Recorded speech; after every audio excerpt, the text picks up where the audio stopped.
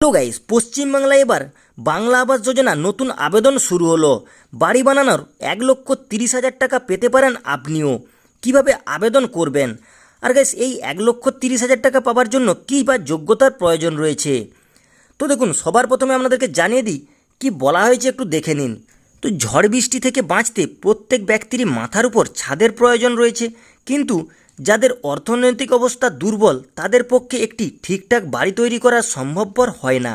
যাতে রাজ্যের প্রত্যেকটি মানুষ মাথার উপর একটি শক্ত ছাদ পেতে পারে, তার জন্যই মুখ্যমন্ত্রী মমতা বন্দ্যোপাধ্যায় বাংলা আবাস যোজনা চালু করেছেন।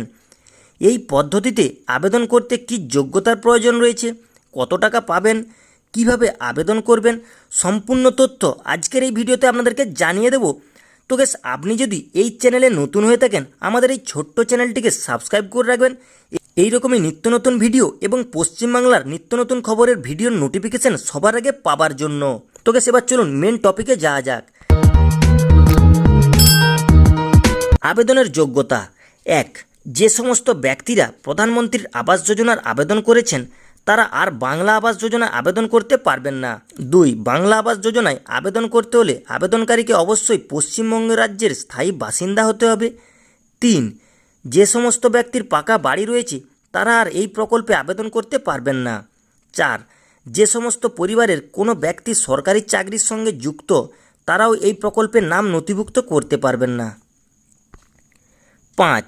যে সমস্ত ব্যক্তির বছরের আয় 1 লক্ষ টাকার নিচে তারাই একমাত্র আবেদনের যোগ্য বলে বিবেচিত হবে। 6.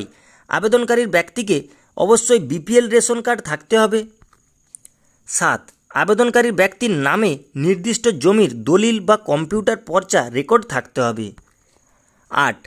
একটি পরিবারের যে কোনো একজন ব্যক্তি এই প্রকল্পের জন্য নাম নথিভুক্ত করতে পারবেন। 9. বাড়ি তৈরির জন্য আবেদনকারীর 25 বর্গমিটার জায়গা থাকতে হবে। এরপর প্রকল্প থেকে টাকার পরিমাণ: বাংলা আবাস যোজনায় আবেদন করলে আপনি কয়েকটি ধাপে টাকা পাবেন বাড়ি তৈরির জন্য। আবেদনকারীরা মোট পাবেন 1,20,000 টাকা। প্রথম কিস্তিতে দেওয়া হবে 50,000 টাকা, এবং দ্বিতীয় কিস্তিতে দেওয়া হবে 40,000 টাকা, এবং তৃতীয় কিস্তিতে টাকা দেওয়া হবে বাড়ির সম্পূর্ণ হওয়ার পর।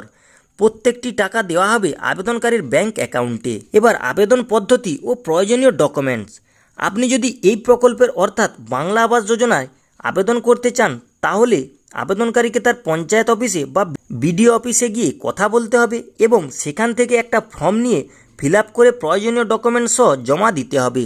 এই কাজটি যদি আপনি ঠিক করে করেন, অর্থাৎ আবেদন ঠিক করে করেন বা জমা পড়ে, তাহলে আপনিও এই বাংলা আবাস যোজনা পেয়ে যাবেন। এবার প্রয়োজনীয় ডকুমেন্টস: আবেদনকারীর আধার কার্ড, ফ্যামিলি রেশন কার্ড, বাৎসরিক আয়ের প্রমাণ, স্থায়ী বাসিন্দার পরিচয়পত্র এবং আবেদনকারীর একটি সাম্প্রতিক পাসপোর্ট সাইজের ছবি লাগবে।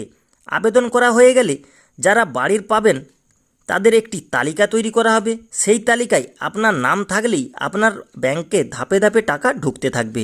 এই হলো প্রয়োজনীয় ডকুমেন্টস। আর টাকাটি কিভাবে পাবেন তার একটি বিবরণ দেওয়া হয়েছে। এরপর আপনিও যদি দরিদ্র বা নিম্ন মধ্যবিত্ত হয়ে থাকেন এবং উপরের শর্তগুলো যদি আপনার সাথে প্রযোজ্য হয় এবং আপনি যদি প্রধানমন্ত্রীর আবাস যোজনার আবেদন না করে থাকেন, তাহলে ইতিমধ্যে বাংলা আবাস যোজনা আবেদন করতে পারেন। তো গাইস, এরকম নিত্য নতুন আরও অন্যান্য খবরের আপডেট সবার আগে পাওয়ার জন্য আমাদের এই ছোট্ট চ্যানেলটিকে সাবস্ক্রাইব করে রাখবেন। আমাদের এই চ্যানেলে এরকম নিত্য নতুন পশ্চিমবাংলার খবর এবং প্রকল্পের আপডেট আমরা দিয়ে থাকি।